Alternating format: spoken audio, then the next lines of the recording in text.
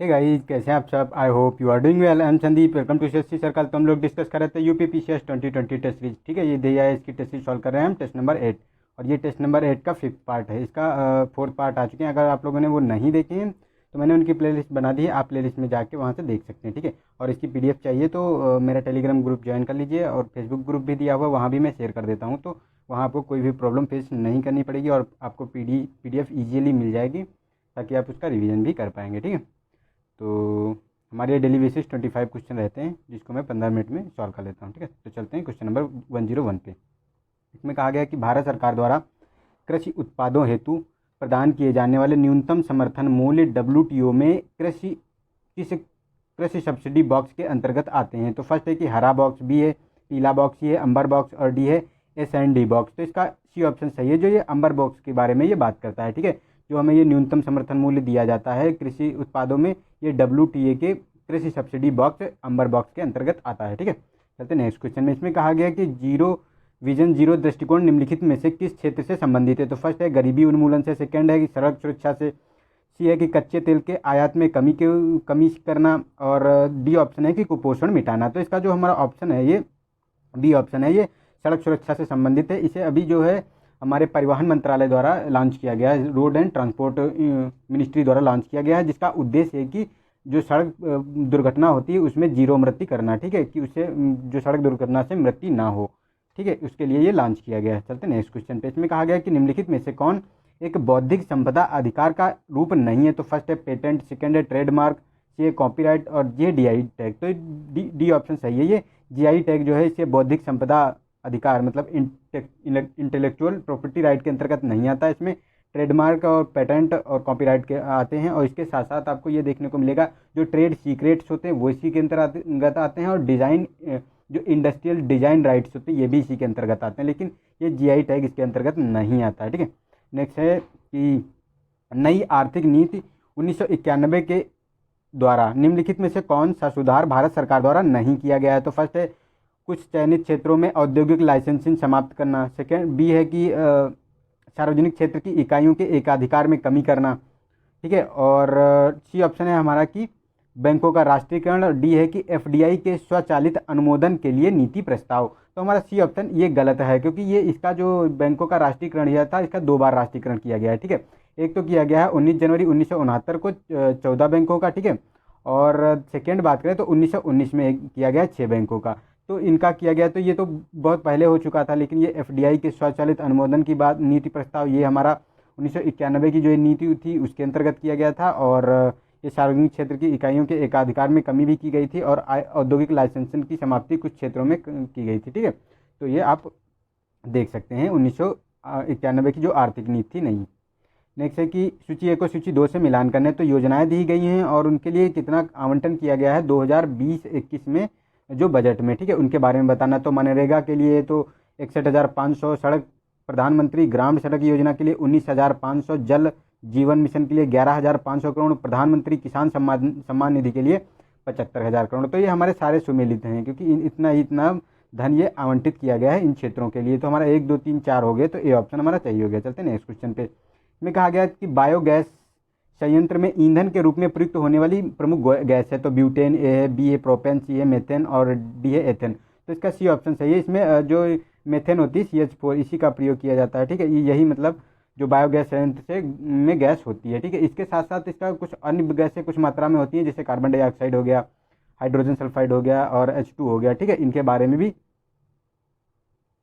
बात की जाती है। ठीक है, तो ये आप लोग ध्यान रख सकते हैं। और ये ब्यूटेन प्रोपेन होता है। तो ये जो एलपीजी हमारे घरेलू सिलेंडरों में जो यूज होती है एलपीजी, उसमें एलपीजी मतलब ब्यूटेन और प्रोपेन का मिश्रण दोनों का इसमें पाया जाता है। ठीक है, और इसमें जो गंध आती है वो मार कैप्टान के जो एक गैस मिलाई जाती है उसके अंतर्गत हमको लीकेज का पता चलता है उनका।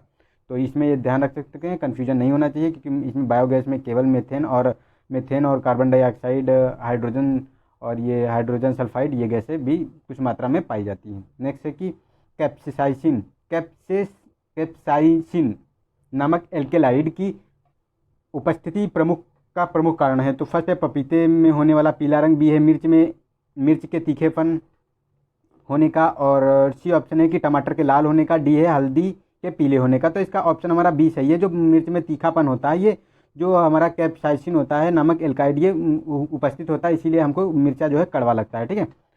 नेक्स्ट है कि सेकेरोआइसिस सेरोवेसी नामक खमीर निम्नलिखित में से किस एक के व्यावसायिक उत्पादन में प्रयोग किया जाता है। तो ये सेकेरोआइसिस सेरोवेसी नामक खमीर के बारे में बताना है। तो फर्स्ट है एथेनॉल के प्रयोग में, सेकेंड है मेथेनॉल के, सी है स्प्रिट, और डी है इनमें से कोई नहीं। तो ये ऑप्शन सही है। जो एथेनॉल का प्रयोग किया जाता है, मतलब यूज किया जाता है, इसमें जो किण्वन क्रिया होती है इसी के माध्यम से बहुत तेज़ी से होने लगती है, जो सेकेरोमाइसिस ये दिया हुआ है। ठीक है, सेकेराइड दिया हुआ है कि सेकेरोआइसी सेरोवेसी नामक खमीर जो दिया हुआ है, इसके द्वारा जो किण्वन प्रक्रिया बहुत तेज़ी से होने लगती है, इसीलिए जो इसका प्रयोग किया जाता है। ठीक है, व्यावसायिक स्तर पर। नेक्स्ट है कि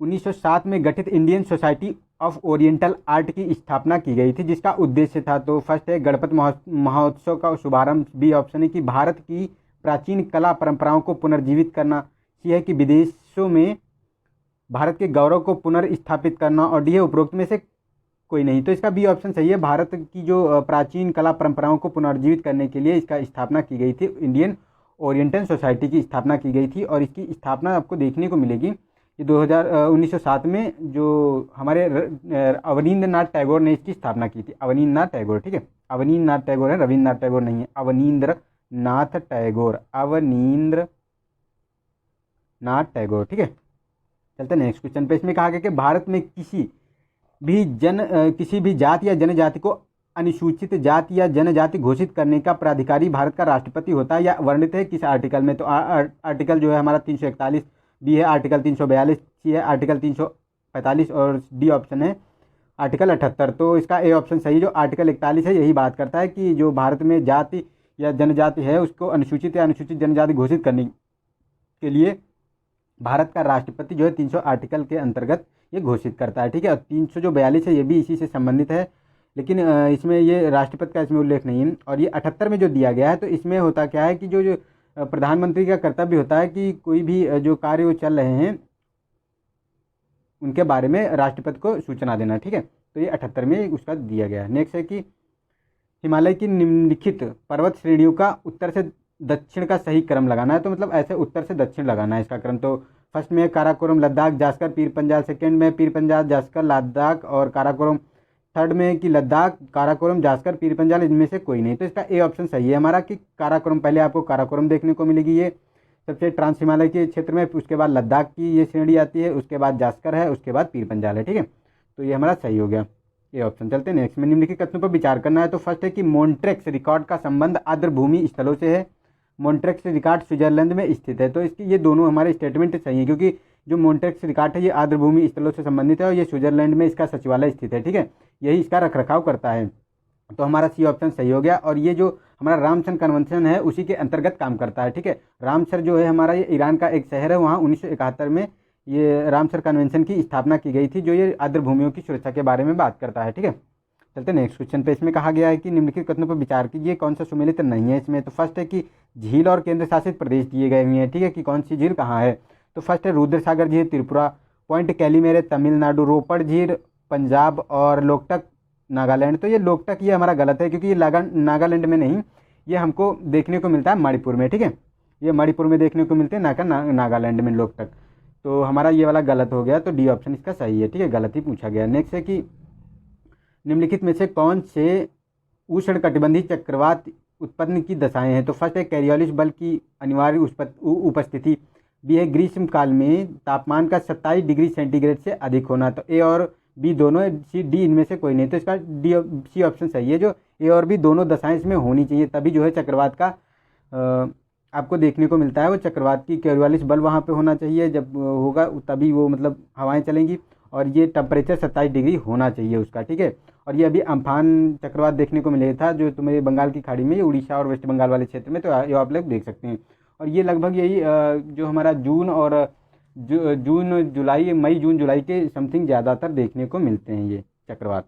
चलते हैं नेक्स्ट क्वेश्चन पे। निम्नलिखित में से कौन सा मेथेन गैस का प्रमुख स्रोत है। तो फर्स्ट है पालतू पशु, बी है सेकेंड है धान के खेत, थर्ड है कोयले के खेत, और फोर्थ है दीमक के खेत। तो ये हमारे चारों जो है ये चारों मीथेन के सोर्स होते हैं, इनसे चारों से मीथेन निकलती है, क्योंकि जो पालतू पशु होते हैं उनके जो मलमूत्र से तो निकलती ही है, प्लस जो ये जुगाली करते हैं तो वहाँ से भी मीथेन कुछ मात्रा में निकलती है। ठीक है, तो हमारा सही हो गया इसमें 1 2 3 4 5 मतलब चारों हो गए, तो उपयुक्त सभी, ठीक है, डी ऑप्शन। चलते हैं नेक्स्ट क्वेश्चन पे। बिना वकील, बिना अपील और बिना दलील से संबंधित रॉलेट एक्ट 1919 पारित हुआ था। इस समय भारत में वायसराय थे। तो फर्स्ट है लॉर्ड मिंटो, द्वितीय बी है कि रीडिंग, लॉर्ड रीडिंग, और सी है लॉर्ड हार्डिंग और लॉर्ड चेम्सफोर्ड। तो इसका डी ऑप्शन सही है, लॉर्ड चेम्सफोर्ड। उस समय चेम्सफोर्ड जो थे यहाँ के वायसराय थे भारत के, उसी समय ये आया था, बिना वकील, बिना दलील और बिना अपील, जो रॉलेट एक्ट आया था 1919 का, ठीक है।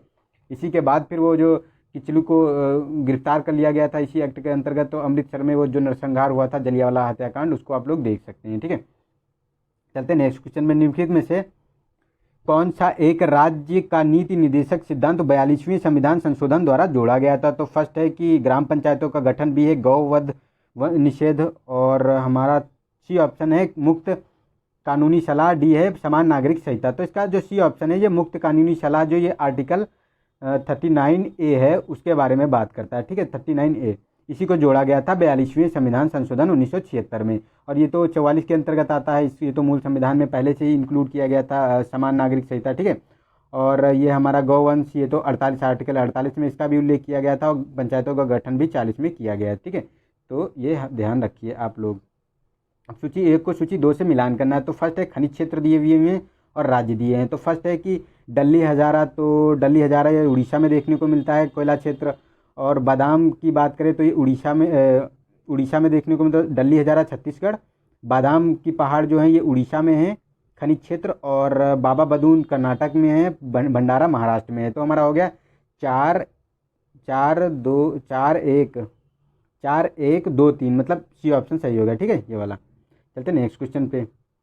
नेक्स्ट है कि निम्नलिखित में से कौन सही सुमेलित नहीं है, यह बताना है। तो फर्स्ट परियोजनाएं दी गई हैं और नदी दी गई हुई हैं। तो जायकवाड़ी, गोदावरी, तुलबुल परियोजना, चिनाब, कोल डैम, सतलज, काकरापारा, ताप्ती। तो इसमें जो ये सी ऑप्शन है ये गलत है, क्योंकि नहीं सी नहीं, इसमें जो हमारा गलत है, इसमें ये हमारा बी ऑप्शन गलत है, क्योंकि ये चिनाब नदी पे नहीं है, तुलबुल झेलम नदी पे है, ठीक है। ये झेलम पे आपको देखने को मिलेगी, लेकिन कोल डैम सतलज में है, ये आपको हिमाचल प्रदेश में देखने को मिलेगा। और काकड़ापारा की बात करें तो ये आपको गुजरात में देखने को मिलेगा, ताप्ती नदी पे। जायकवाड़ी महाराष्ट्र में, गोदावरी पे, ठीक है। और ये तुलबुल झेलम पे है जम्मू कश्मीर में। तो ये देख सकते हैं आप। नेक्स्ट है कि नीलगिरी, अन्नामलाई और पलानी पहाड़ियों पर पाए जाने वाले 16 वन किस प्रकार के वर्ग में शामिल किए जाते हैं? तो फर्स्ट है 16 शीतोष्ण कटिबंधीय वन है, उष्ण कटिबंधीय वन है, या उपोष्ण कटिबंधीय वन है, या डी टुंड्रा वन है। तो इसका जो ऑप्शन हमारा सही है, ए सही है। जो ये शीतोष्ण कटिबंधीय वनों की बात करता है, ये नीलगिरी, अन्नामलाई और पलानी की पहाड़ियों पे जो वन पाए जाते हैं ये शीतोष्ण कटिबंधीय वन पाए जाते हैं, ठीक है। चलते नेक्स्ट क्वेश्चन पे। इसमें कहा गया कि भारत में पाए जाने वाली काली मृदा को अंतर्राष्ट्रीय रूप में जाना जाता है। तो अंतर्राष्ट्रीय रूप में जो काली मृदा पाई जाती है भारत में, उसको किस नाम से जाना जाता है? तो चेस्टनेट, फिर बी है अल्टीसोल, सी है पॉटजॉल, और डी है चरनोजम। तो ये डी ऑप्शन है, चरनोजम बोलते हैं। ये जो काली मृदा होती है इसको अगर जो विश्व स्तर पर देखें तो अंतर्राष्ट्रीय स्तर पर, तो इसे चरनोजम के नाम से जानते हैं। और इसी को अब हम लोग देखते हैं तो इसको जो ये रेगूर मिट्टी, इसी को भी बोलते हैं, ठीक है। काली मिट्टी को रेगूर मिट्टी बोलते हैं। कपास की मिट्टी को भी बोलते हैं, क्योंकि इसमें कपास की बहुत अच्छी फसल होती है। कपास और गन्ने की इस काली मिट्टी में बहुत अच्छी फसल होती है, ठीक है। और ये अपने महाराष्ट्र वाले क्षेत्र में देखने को मिलती है इंडिया में। चलते हैं नेक्स्ट क्वेश्चन पे। आर्थिक समीक्षा 2019-20 में स्टैंड अप योजना का विस्तार किस वर्ष तक के लिए किया गया है? तो ए ऑप्शन है 2030 तक, 2025 तक, 2027 तक, 2022 तक। तो इसका बी ऑप्शन सही है, ये 2025 तक किया गया है। जो आर्थिक समीक्षा 2019-20 थी, इसके स्टैंड अप योजना का शुरुआत किया गया है। इसकी शुरुआत जो इसको आगे बढ़ा दिया गया है, लेकिन इसकी शुरुआत बोले कब हुई थी? तो 5 अप्रैल 2016 में इसकी शुरुआत हुई थी। इसका उद्देश्य क्या है? जो ST SC, ठीक है, SC ST और जो पिछड़े वर्ग या जो महिलाएं हैं उनको जो है उन महिला उद्यमियों और इन लोगों को जो अपना कारोबार है उसको बढ़ाने के लिए इसमें 1 लाख से 10 लाख से 1 करोड़ तक लोन दिया जाता है इसमें, ठीक है। उन्हीं के बारे में ये बात करता है कि वो उनको जिनको जहाँ से बहुत अच्छी ऋण का उपलब्ध की सोर्स नहीं है, तो उनको अपने कारोबार को खड़ा करने के लिए स्टैंड अप योजना के अंतर्गत ये लाया गया है कि ताकि ये लोग छोटे छोटे स्टैंड अप करके जो है बिजनेस शुरू करें, ठीक है, और अपना सेल्फ डिपेंडेंट हो सके, ना कि रोजगार की ज़रूरत ही नहीं पड़े, बल्कि ये रोजगार दे दूसरों को, ठीक है। इसी का उद्देश्य ये है। चलते हैं नेक्स्ट क्वेश्चन में। आर्थिक समीक्षा 2019-20 के संबंध में निम्नलिखित कथनों में से कौन सत्य है ये बताना है। तो फर्स्ट है, भारत के 3 बड़े व्यापारिक भागीदार देश क्रमशः अमेरिका, चीन, यूएई रहे हैं और मोती तथा बहुमूल्य पत्थर को सर्वाधिक निर्यात किया गया है। तो ये सेकेंड हमारा गलत है, क्योंकि इसमें जो है मोती का और पत्थर का सर्वाधिक नहीं किया गया है। इसमें सर्वाधिक जो है हमारे रिफाइनरी प्रोडक्ट होते हैं उसका सर्वाधिक निर्यात किया गया है। तो हमारा फर्स्ट ये सही हो गया, क्योंकि अमेरिका, चीन और यूएई हमारे सबसे बड़े भागीदार देश रहे हैं। तो ये आर्थिक समीक्षा में बताया गया है। तो हमारा फर्स्ट ऑप्शन सही हो गया, केवल एक। चलते हैं नेक्स्ट में। निम्नलिखित कथनों पर विचार कीजिए, दिए गए कूट की सहायता से उत्तर बताना है। तो फर्स्ट है कि आर्थिक समीक्षा 2019-20 के अनुसार हाल ही में वर्षों की जीडीपी के प्रतिशत के रूप में देश के निर्यात में कमी आई है। आ रहा है कि इस दौरान वैश्विक उत्पादन में शिथिलता रहने के कारण के साथ साथ रियल इफेक्टिव एक्सचेंज रेट में वृद्धि हुई है। तो ये हमारे देखो ए और आर दोनों सही हैं और ये एक आर की व्याख्या भी करता है। ठीक है, आर ए की व्याख्या भी करता है, क्योंकि जो है अभी जीडीपी के प्रतिशत में जो है जो निर्यात के प्रतिशत में कमी भी आई है और ये रियल इफेक्टिव एक्सचेंज रेट जो है इसमें भी वृद्धि हुई है वैश्विक उत्पादन के शिथिलता के रहते हुए। ठीक है, तो ये हमारा फर्स्ट सही हो गया इसका। चलते हैं नेक्स्ट में।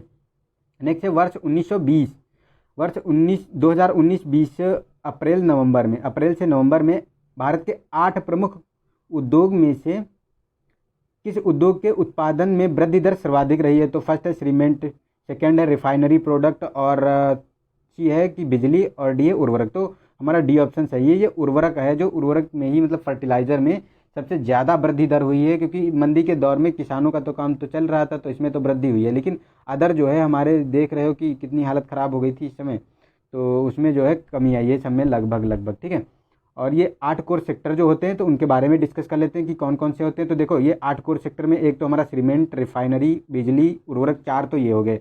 और 4 की बात करें तो हमारा कोयला आ जाता है इसी में। ठीक है, उसके बाद क्रूड ऑयल आ जाता है और फिर प्राकृतिक गैस आ जाती है और स्टील आ जाती है। ये 8 हमारे कोर सेक्टर होते हैं, इन्हीं पे सारा डिपेंडेंट होता है। कोर सेक्टर इन्हें क्यों बोलते हैं, क्योंकि इनसे हम लोग अदर प्रोडक्ट का निर्माण करते हैं, इन्हीं के आधार पर हम लोग डिपेंडेंट होते हैं इन चीज़ों पे कि इन्हीं के देखो सीमेंट है तो मकान बनाना है सीमेंट चाहिए, बिजली के लिए मतलब बेसिक है, मतलब बेसिक चीज़ें हैं ये जो हमें ज़रूरत पड़ती हैं किसी भी चाहे बिजनेस को स्टार्ट करना हो, चाहे अपने जीवन निर्वाह के लिए किसी चीज़ की ज़रूरत हो, घर का निर्माण करना है तब भी मतलब बिजली, पानी ये तो सब ज़रूरत पड़ती है। ठीक है, तो ये 8 कोर सेक्टर हैं।